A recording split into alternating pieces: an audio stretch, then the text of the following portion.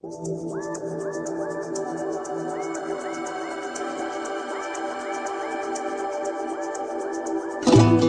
вообще не думал, что буду сниматься здесь, в Якутске, в кино.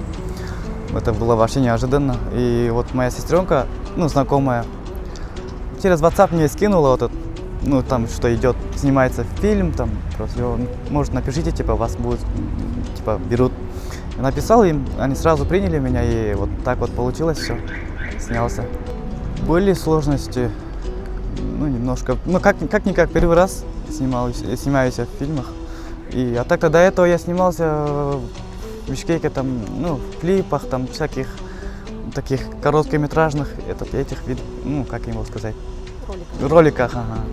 А так-то фильм, конечно, окажется сложно.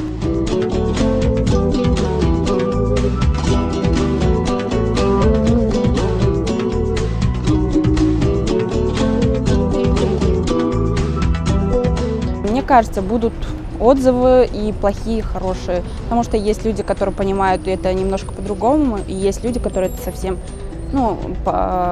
не одобряют, да, условно, вот. Но я готова и к тому, и к другому. Мои родители, я когда только хотела написать, я сначала им сказала. Моя мама очень такой человек открытый, и она сказала: участвуй.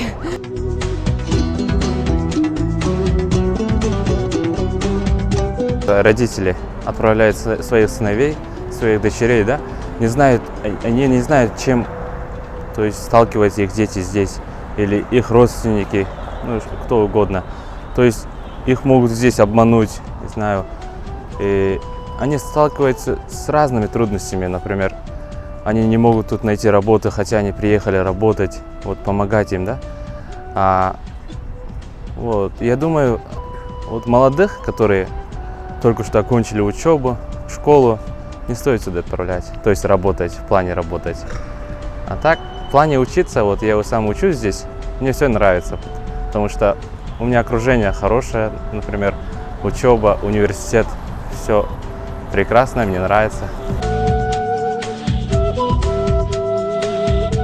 Я фильм сняла для того, чтобы люди посмотрели этот фильм, задумались, видели, какие трагедии происходят.